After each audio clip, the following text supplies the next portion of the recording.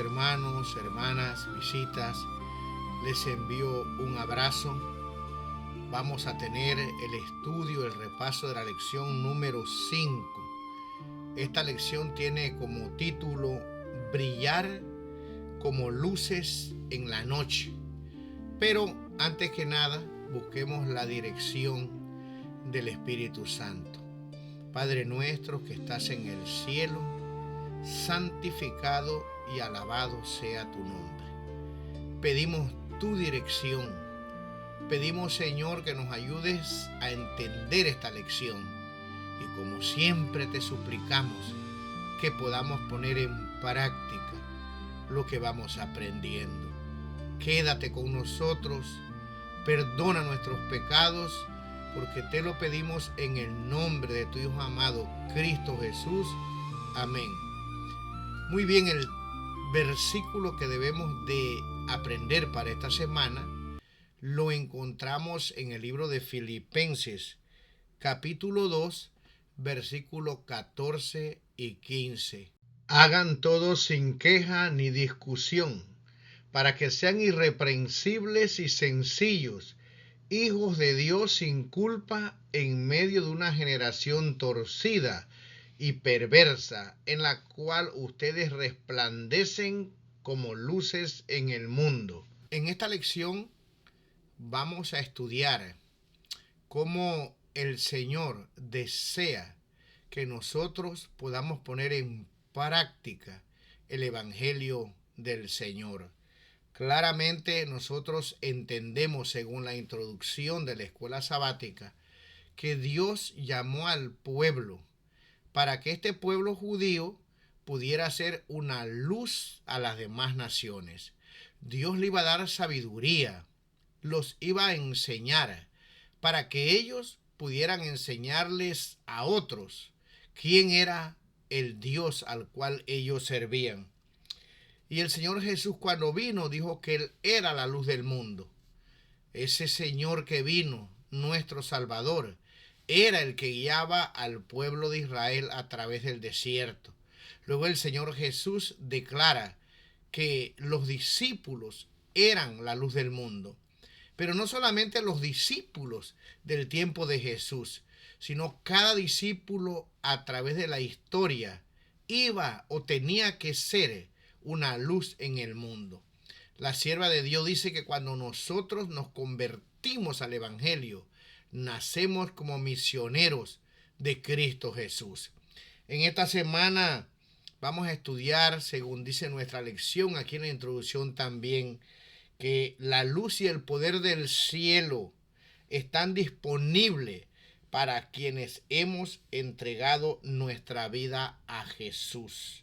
Pero con demasiada frecuencia esperamos que Dios haga también nuestra parte o permitirnos que nuestras propias ideas y planes se interpongan en el camino. De allí que las palabras de Pablo a los filipenses en esta semana serán, dice, pertinentes para lo que hemos llegado a este momento de la historia. Esta declaración, al leerla, pareciera que las obras tienen cierto mérito.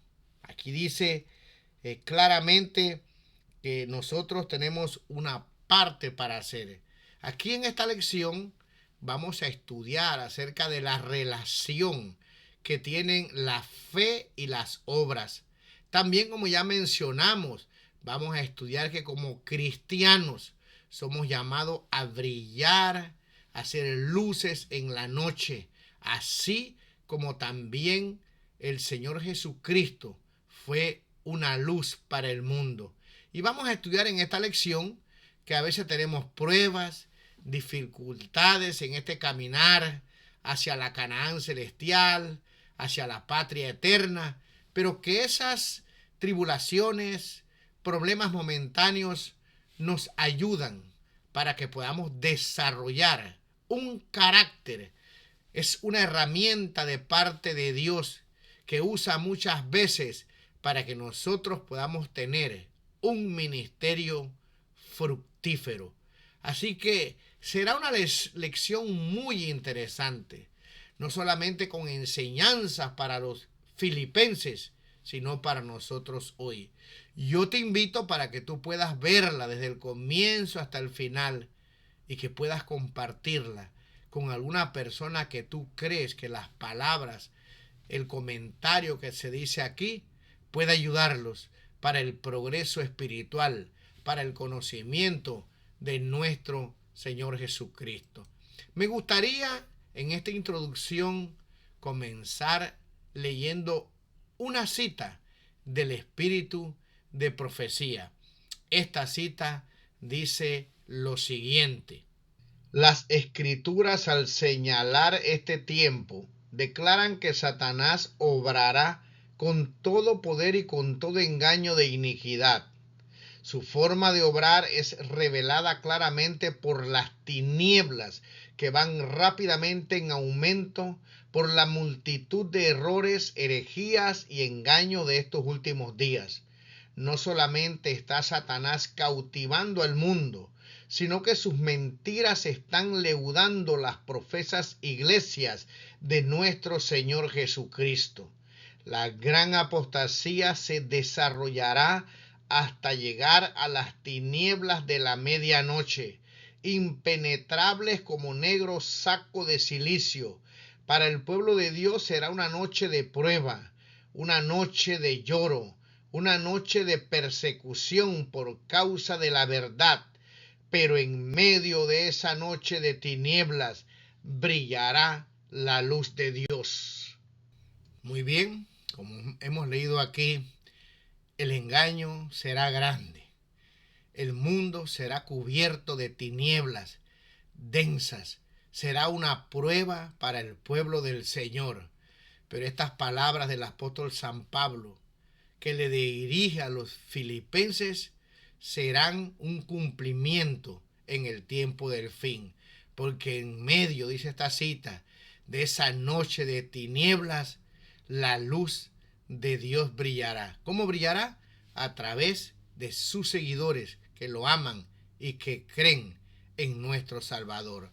Nos vamos entonces al día domingo. El día domingo tiene como título: Mostramos lo que Dios produce. Y vamos a leer dos pasajes que están en las Escrituras, o los pasajes principales, para luego comentar este día. El primero lo encontramos en Filipenses capítulo 2, versículos 12 al 13, y vamos a leer también el Salmo 2 y versículo 11. Estos pasajes dicen lo siguiente: por tanto, amados míos, como siempre habéis obedecido, no como en mi presencia solamente, sino mucho más ahora en mi ausencia. Ocupaos en vuestra salvación con temor y temblor, porque Dios es el que en vosotros produce así el querer como el hacer por su buena voluntad. Servid a Jehová con temor y alegraos con temblor. Muy bien, después de haber leído estos pasajes, sobre todo Filipenses capítulo 2, del 12 al 13, la lección nos pregunta: ¿qué relación hay entre la fe y las obras? Bueno, nosotros sabemos que Santiago también escribió que una fe sin obras es muerta. Él dice: muéstrame tus obras y yo te muestro la fe, o muéstrame la fe y yo te muestro mis obras. Y cita a Abraham, que también el apóstol San Pablo lo cita. Nada más que estas citas que hacen tanto el apóstol San Pablo como Santiago se hacen en diferentes etapas de su vida. Él creyó, pero después, cuando fue a sacrificar a su hijo, tuvo la fe, dice el libro de Hebreos, de creer que a pesar de que él sacrificara a su hijo, ya que Dios le había prometido que de ese hijo vendría el Mesías, Dios tenía poder para resucitarlo. Así que la fe y las obras actúan juntas. Si Pablo hubiera escrito este pasaje separado y hubiera dicho, ocupaos en vuestra salvación con temor y temblor, nosotros seguramente al leer este pasaje hubiéramos pensado que el apóstol San Pablo nos estaría diciendo que nosotros tenemos parte en la salvación. Pero el apóstol San Pablo luego escribe, porque Dios es el que en vosotros produce así el querer como el hacer por su buena voluntad. Si leyéramos este pasaje separado del otro, pensaríamos entonces que, bueno, nosotros no tuviéramos nada que ver con esto, y entonces creeríamos en esta falsa teoría de la predestinación, que Dios haría todo por nosotros. Ahora, vamos a leer una cita del Espíritu de Profecía, donde ella comenta este pasaje, y yo estoy seguro que nos va a quedar claro. ¿Qué relación hay entre la fe y las obras? Bueno, cuando yo tengo fe, yo voy a vivir de acuerdo a lo que Dios me pide. Esto no es para salvarme. Las obras son el resultado de creer en Cristo Jesús. Él me manda, yo obedezco. Imagínense nada más que Noé no tuviera fe o no hubiera tenido fe. Y Dios le dice, construye un arca que voy a hacer un diluvio, a enviar un diluvio. Y Noé dice, yo tengo fe, pero no voy a hacer el arca. No, Noé creía en Dios, creía que venía el diluvio, pero construyó el arca. Abraham tenía fe en el Señor, iba creciendo y creciendo, conociendo más al Señor, ¿verdad? Y un día Dios le dijo primero, sal de tu tierra, deja tu familia y vete al desierto, que yo te voy a dar esa tierra a ti y a tu descendencia.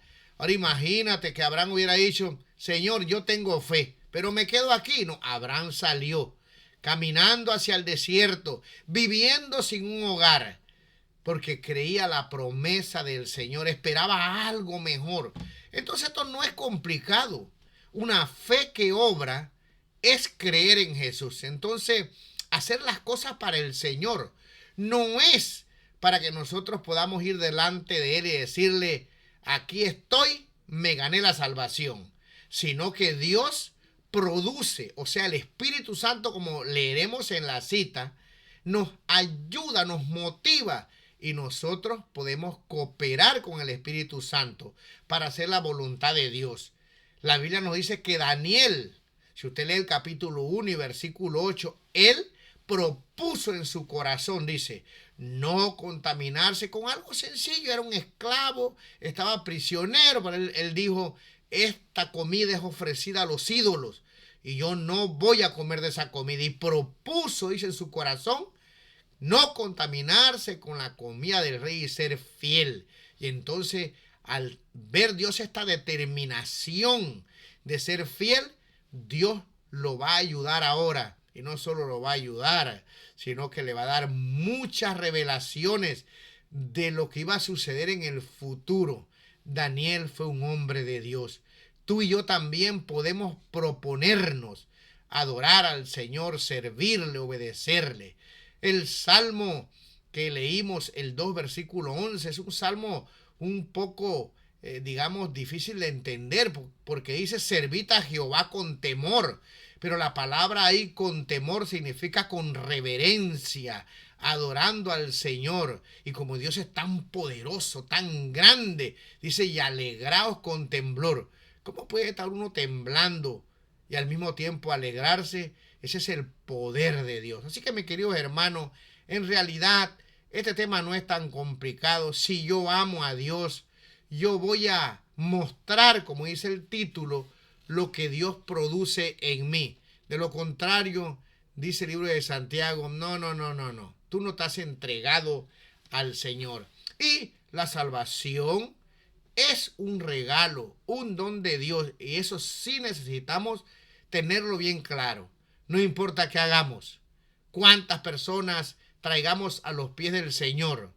Todas esas cosas son hechas porque Dios nos ayuda, nos motiva, y la gloria es para Dios. El sacrificio de Cristo es el que nos salva. Leamos algunos pasajes, que estaban en la lección que nos ayudan bien a entender esto. Vamos a leer 3 pasajes que estaban en este día. Vamos a leer Romanos capítulo 3, versículo 23 al 24, Romanos capítulo 5, versículo 8 y Efesios capítulo 8 al 10. Leamos estos pasajes. Por cuanto todos pecaron y están destituidos de la gloria de Dios, siendo justificados gratuitamente por su gracia, mediante la redención que es en Cristo Jesús. Mas Dios muestra su amor para con nosotros, en que siendo aún pecadores, Cristo murió por nosotros.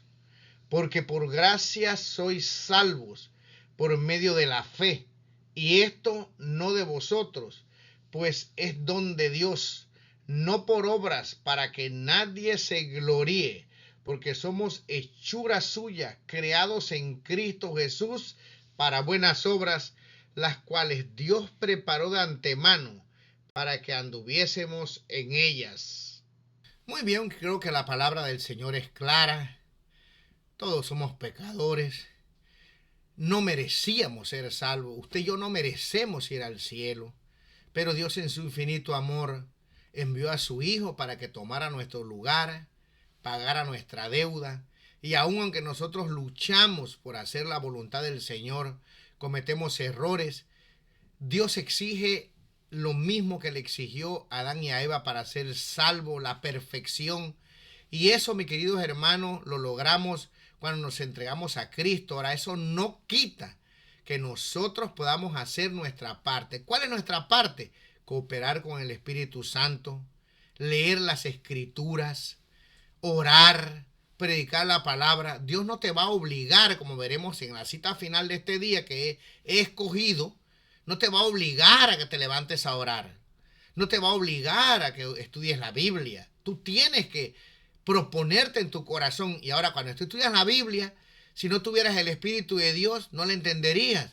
Pero el Espíritu te va ayudando a comprenderla. Y cuando tú entiendes la palabra del Señor y lo que Dios pide de ti, ahora entra en práctica esas obras buenas que Él ha preparado, dice, de antemano. Las obras son importantes, Él las preparó para que nosotros obedezcamos al Señor y podamos andar en ellas. La gente elimina la ley del Señor. La ley de Dios es el amor al prójimo. Está basado en el amor a Dios, servir a los demás, servir a Dios, amarlo, respetarlo, obedecerle con todo nuestro corazón. Por lo tanto, mis queridos hermanos, somos salvos por gracia, pero una gracia que nos transforma, una gracia que hace que nosotros podamos hacer la voluntad del Señor. Sabemos que eso no nos va a salvar, no son las obras, pero glorificamos a Dios, nos gozamos en poder servirle. Ahora vamos a leer la cita de la sierva del Señor que nos da tal vez una ampliación como debe de ser de su palabra. Esta cita la encontramos en Mensaje para los Jóvenes, la página 102. Leamos esta cita.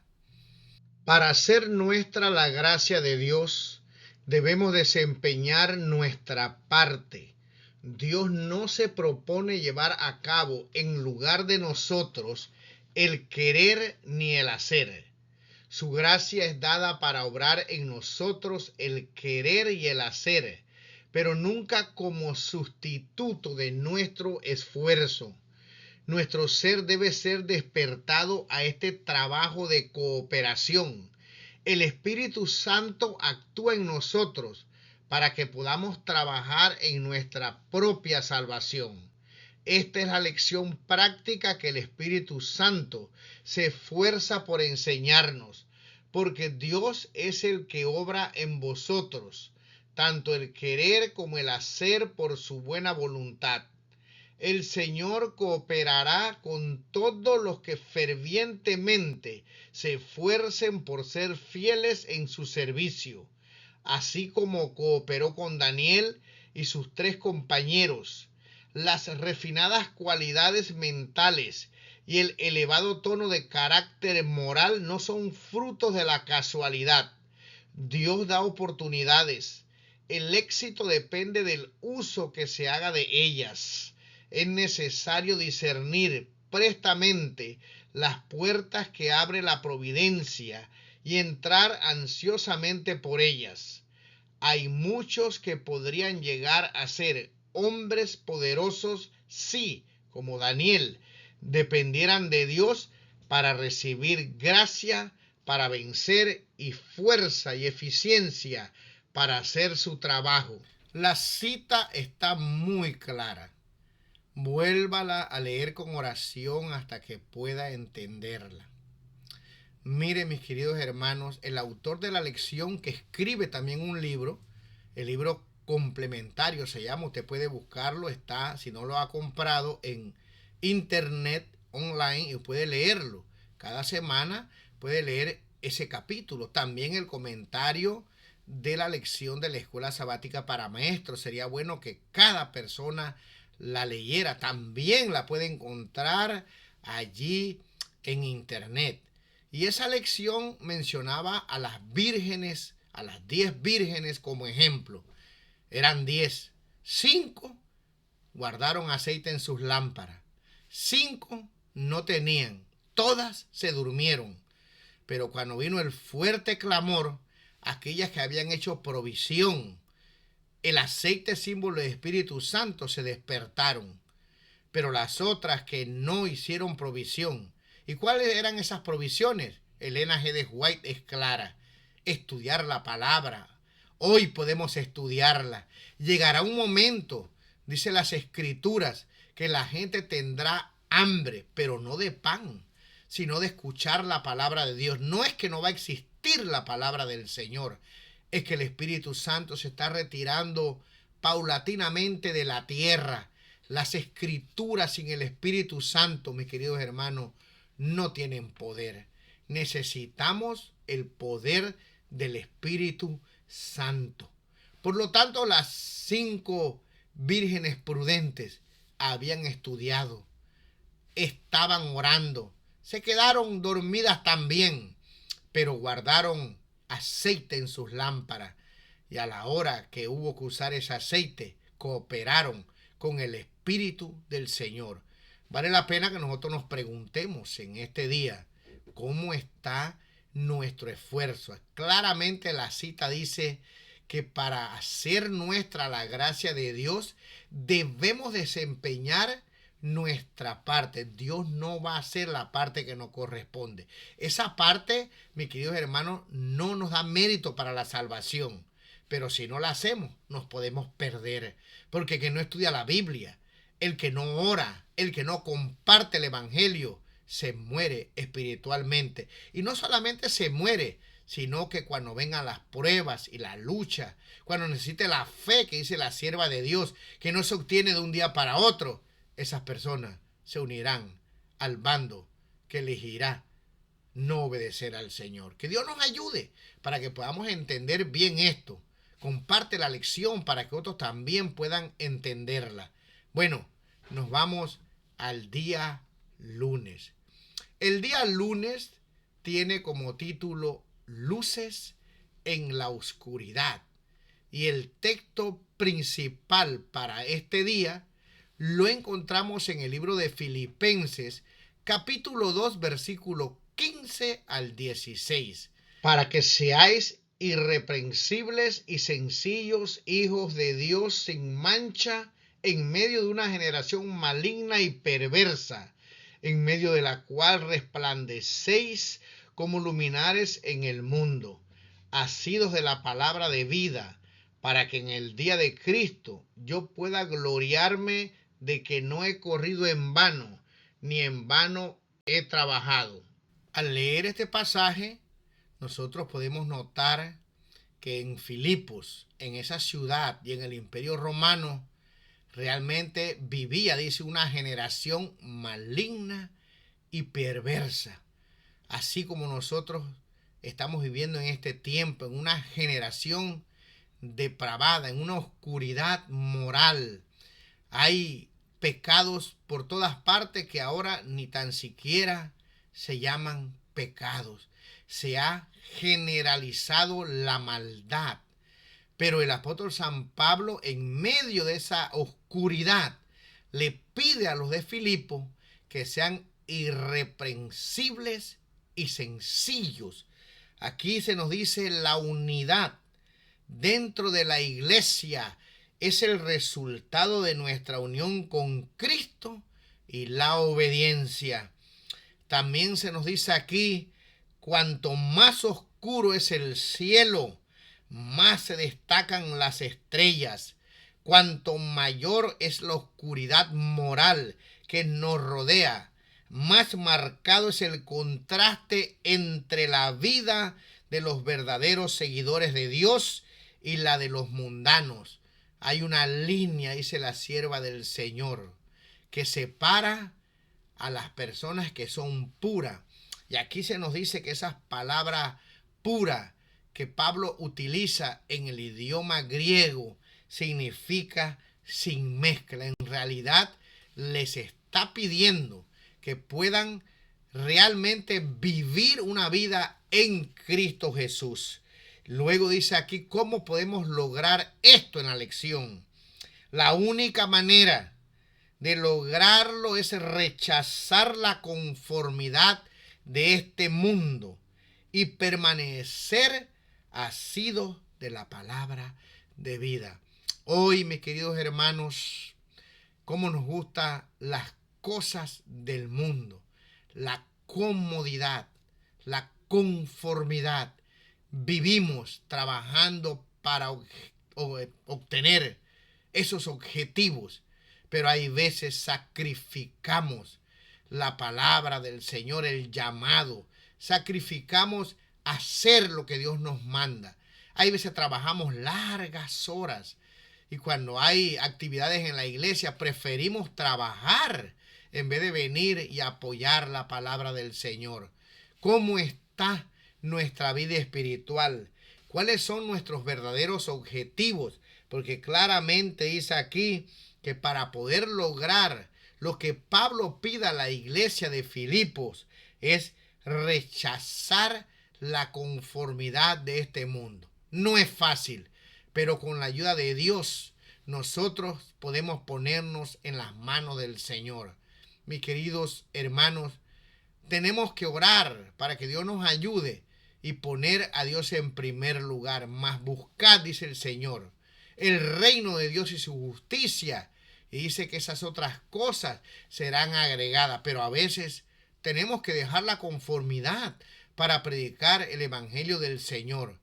Quiera Dios que nosotros podamos cumplir. Si lo que queremos es que Cristo venga pronto para irnos con Él a vivir, no solo en conformidad, sino vivir en paz, en felicidad, en armonía, con la presencia permanente de nuestro Dios. Que Dios nos ayude para poder ser luces en medio de la oscuridad. Me gustaría leer una cita, otra cita más del espíritu de profecía, que nos va a ayudar, que nos va a arrojar luz con referente a qué es vivir en Cristo Jesús, qué es ser luces en medio de las tinieblas. Esta cita la encontramos en una matutina que se llama Exaltad a Jesús. Está en la página 260. Dice lo siguiente: honramos y glorificamos a nuestro Padre que está en el cielo cuando ponemos en práctica en nuestras vidas los principios puros del Evangelio de Cristo. Al hacer esto, reflejamos sobre el oscuro mundo que nos rodea la luz que el cielo nos ha dado. Los pecadores se verán constreñidos a confesar que no somos hijos de las tinieblas, sino hijos de la luz. ¿Cómo lo sabrán? Por los frutos que llevemos. Las personas pueden tener sus nombres registrados en los libros de la iglesia, pero eso no los hace ser hijos de luz. Pueden disfrutar de posiciones honorables y recibir la alabanza de los hombres, pero eso no los transforma en hijos de luz. Debe haber una profunda obra de la gracia, el amor de Dios en el corazón, y este amor se expresa mediante la obediencia. Vuelva a leer la cita, si no la entendió, con calma. La palabra del Señor se estudia con calma. Esta cita es muy clara. El mundo está en tinieblas y la única forma de que las personas puedan ver la luz es que nosotros podamos llevar los frutos del Espíritu Santo. No me diga nada más. Si usted no vive la vida en Cristo, si no comparte el Evangelio, si no ora, si no estudia la palabra. Ahora hay gente que estudia y no ora. Hay gente que ora y no estudia. Hay gente que ora y estudia y nunca visitan a nadie. Nunca dan un estudio bíblico. No le dicen a otro esas grandes verdades que está descubriendo. Este es un trío que debe ir junto. Orar, estudiar y predicar. Darle el mensaje a otras personas que no conocen al Señor. Aquí esa cita decía que debe haber una profunda obra de la gracia, el amor de Dios en el corazón, y que ese amor se expresa mediante la obediencia. Por eso Santiago dijo: muéstrame tu fe y yo te muestro mis obras. Porque él dijo: una fe sin obra es muerta. Mi queridos hermanos, que la iglesia donde tú estás, donde tú asistes, sea una iglesia que realmente sea misionera, que ame al Señor. Bueno, nos vamos al día martes. El día martes tiene como título un sacrificio viviente. Leamos 3 pasajes que tenía la lección en este día que creo que son de suma importancia. El primero lo encontramos en Filipenses capítulo 2, versículo 17. El otro lo encontramos en Primera de Corintios 11:1 y el último que vamos a leer lo encontramos en Romanos capítulo 12, versículo 1 y versículo número 2. Dice la palabra del Señor: y aunque sea derramado en libación sobre el sacrificio y servicio de vuestra fe, me gozo y regocijo con todos vosotros. Sed imitadores de mí, así como yo de Cristo. Así que, hermanos, os ruego por las misericordias de Dios que presentéis vuestros cuerpos en sacrificio vivo, santo, agradable a Dios, que es vuestro culto racional. No os conforméis a este siglo, sino transformaos por medio de la renovación de vuestro entendimiento, para que comprobéis cuál sea la buena voluntad de Dios, agradable y perfecta. Muy bien, el primer pasaje nos dice cómo Pablo estaba dispuesto a ser derramado en libación. Nosotros sabemos, ¿verdad?, los adventistas, conocemos la doctrina del santuario, que junto con los sacrificios se mezclaban con ciertos líquidos, con ciertas libaciones. Libaciones son líquidos que se unían a las ofrendas que se presentaban como sacrificio en el templo del Señor. Y aquí dice: si Pablo hubiera sido ejecutado por su labor de difusión del Evangelio, él se habría regocijado porque su vida estaba siendo derramada como ofrenda a Dios, ¿verdad? Era como una ofrenda. Utiliza el sacrificio que se daba en el santuario celestial en ofrenda de olor grato al Señor, aplicándolo a su vida. Y entonces él nos escribe que así como él estaba dispuesto a hacer una ofrenda, y esa ofrenda, dice, él la daba con gozo, con regocijo por los hermanos de Filipenses o de Filipos. Recordemos que el apóstol San Pablo estaba preso allá en Roma, pero allí él predicaba la palabra, se regocijaba en el Señor, pero estaba pensando en las iglesias que él había fundado, iglesias que también por medio de su ministerio otros habían fundado y las tenía en el corazón. Pero ahora Pablo le escribe a la iglesia y le dice que ellos también deben presentar sus cuerpos en sacrificio vivo, santo, agradable a Dios, que es un culto racional. Y le dice que no se conformen a este siglo, sino que se transformen por medio de la renovación de vuestro entendimiento, que estudien, que entiendan, para que ellos mismos puedan comprobar cuál es la voluntad de Dios, que es buena, agradable y perfecta. O sea, en otras palabras, hay veces pasamos por pruebas, por circunstancias difíciles que no podemos entender. Pero esas pruebas, si las ponemos en las manos de Dios, si creemos que Él nos ha llamado para servirle, esas pruebas nos van a fortalecer. Y si esas pruebas vienen porque estamos sirviendo a Dios, entonces, como el apóstol San Pablo, como la iglesia de Filipenses, debemos estar dispuestos a presentar nuestros cuerpos como una ofrenda, como un sacrificio vivo, santo, agradable a nuestro Dios. Las cosas no han cambiado. El blanco es el mismo. Lo que se le pide a la iglesia de Filipenses, se te pide a ti, a tu iglesia, en este siglo en el cual estamos viviendo. No nos conformemos a este mundo, porque el apóstol San Juan escribió que este mundo y todas las cosas pasarán, pero que quedarán aquellos que harán la voluntad del Señor. Así que Dios nos ayude para que podamos entender que nosotros somos un sacrificio vivo, que las pruebas que pasamos ya están profetizadas, pero lo que tenemos que hacer en medio de esas circunstancias, nosotros elegir servir al Señor, trabajar para el Señor. Y bueno, ahora nos vamos al día miércoles, que tiene como título un carácter aprobado. Y muy bien, lo que vamos a estudiar en el día miércoles y el día jueves es un testimonio del apóstol San Pablo, de dos ministros, dos pastores del Señor. Estos pastores, Pablo los llama de diferentes maneras. En el caso del día miércoles, nos da a nosotros cualidades de el pastor Timoteo.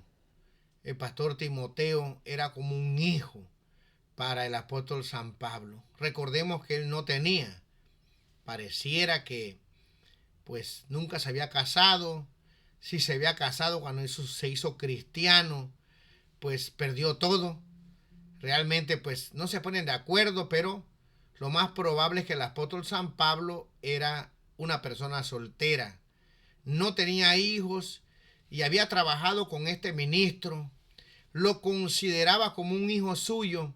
Y entonces él nos da testimonio del carácter que tenía este pastor Timoteo, su compañero de viaje. Leemos en Filipenses capítulo 2, versículo 19 al 23, algunas características que nos da el apóstol de su amado hijo y pastor Timoteo. Leamos este pasaje. Espero en el Señor Jesús enviaros pronto a Timoteo, para que yo también esté de buen ánimo al saber de vuestro estado, pues a ninguno tengo del mismo ánimo, y que tan sinceramente se interese por vosotros, porque todos buscan lo suyo propio, no lo que es de Cristo Jesús. Pero ya conocéis los méritos de él, que como hijo a padre ha servido conmigo en el Evangelio. Así que a este espero enviaros, luego que yo vea cómo van mis asuntos. Muy bien, como vemos aquí, Pablo le envía en esta carta y les dice que le va a enviar a su hijo Timoteo. Y aquí la lección recalca, y el pasaje que acabamos de leer, que Pablo reconoce a este joven ministro, mucho menor que él, como alguien que tenía el mismo ánimo. La lección nos explica que las palabras aquí dicen que era unánime, pensaban lo mismo. También lo llama sincero, una persona que le preocupaba a las iglesias.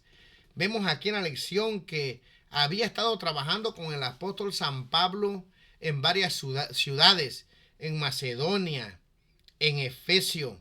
El libro de Segunda de Timoteo 4, versículo 5, lo llama evangelista. Había sido enviado a la iglesia de Corinto. Así que dice el apóstol San Pablo que este ministro realmente era un ministro en el cual se podía confiar. Había sido un ministro quien había probado su carácter, no solo en momentos en que las cosas andaban bien, sino en los momentos de dificultad, de prueba, de luchas. El pastor Timoteo era un pastor probado y Pablo reconoce las cualidades. Se siente contento de poder enviarlo porque lo llama genuino. Aquí dice la palabra griega así traducida, describe a una persona que ha sido puesta a prueba intensamente por las dificultades, hablando de las pruebas que él había pasado. Así que este pastor era un pastor del Señor.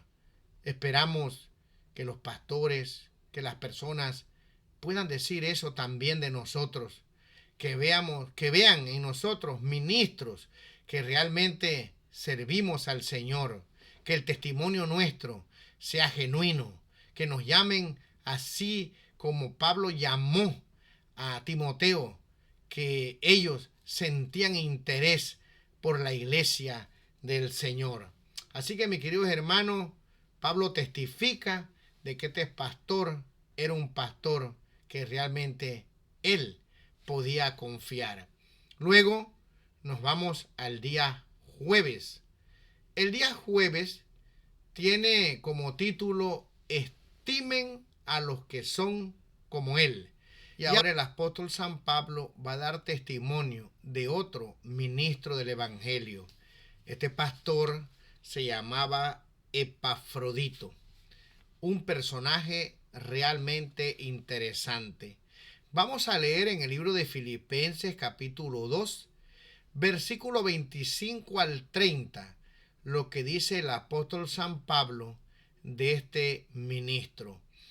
Mas tuve por necesario enviaros a Epafrodito, mi hermano y colaborador y compañero de milicia, vuestro mensajero y ministrador de mis necesidades, porque él tenía gran deseo de veros a todos vosotros, y gravemente se angustió porque habíais oído que había enfermado, pues en verdad estuvo enfermo a punto de morir.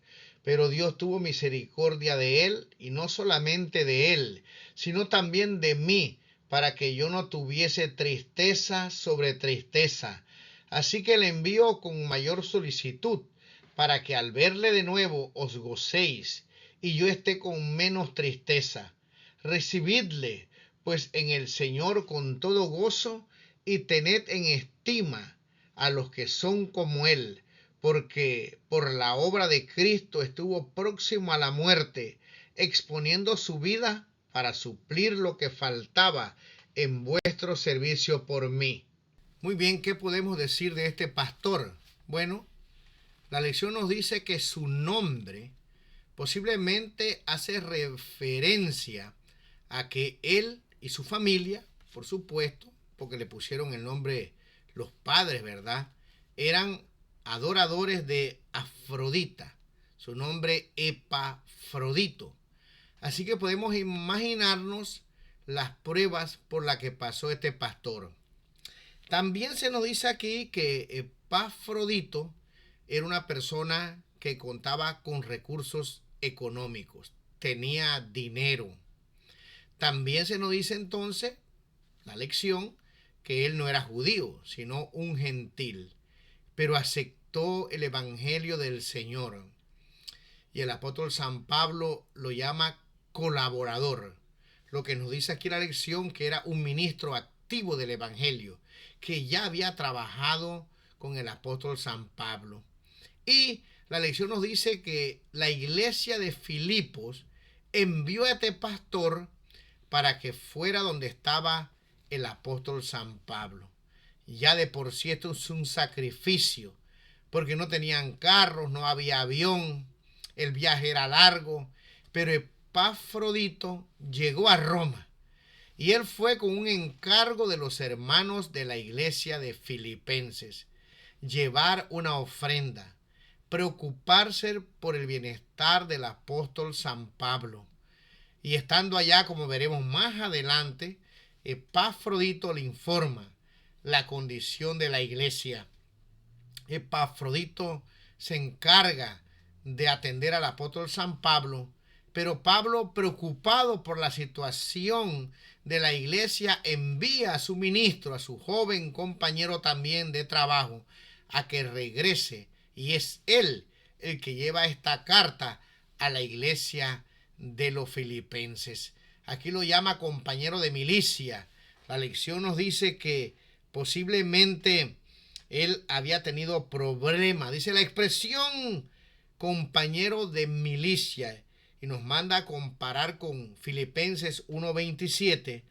Probablemente se refiera a un conflicto de Epafrodito o que Epafrodito habría afrontado para difundir el evangelio, y a que estuvo dispuesto incluso a arriesgar su vida. Me imagino que Epafrodito, que su nombre hacía referencia al culto de la diosa Afrodita, tuvo bastante dificultades con sus familias, con las personas cercanas, sobre todo porque era una persona que tenía dinero.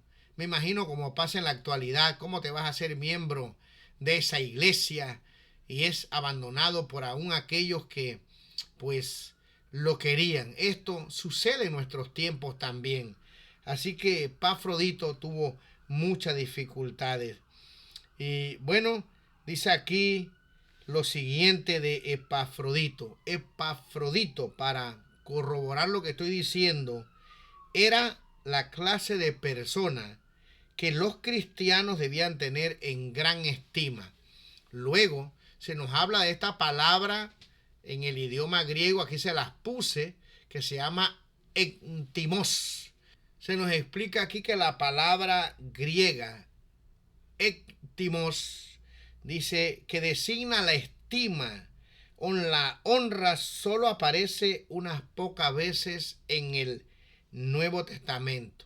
Por ejemplo, para referirse al siervo del centurión, que era muy estimado por su señor, para quienes se honra ubicándolos en un lugar especial, en un banquete, y para Jesús como la piedra angular.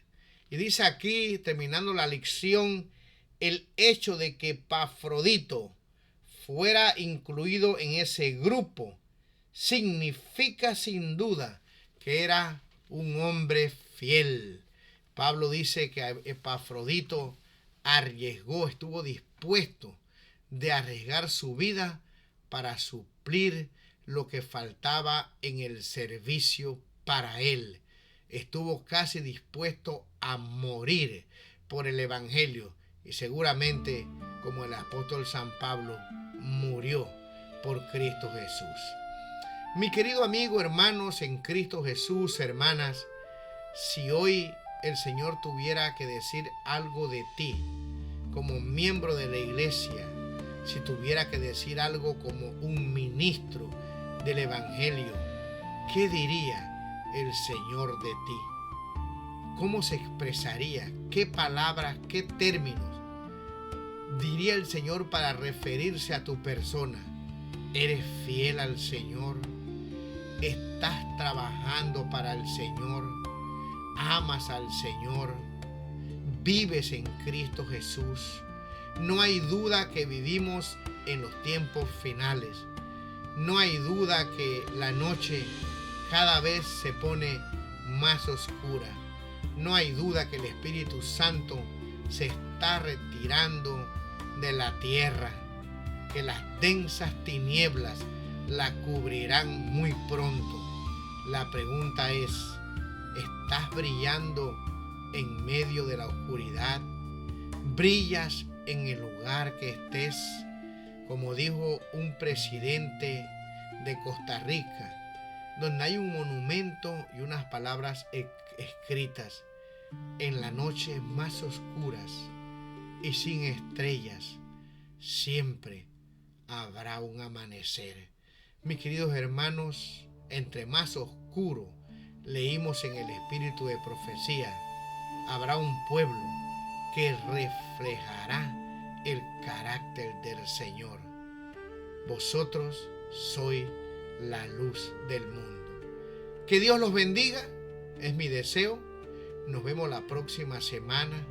Por favor, si puedes, comparte la lección de la escuela sabática.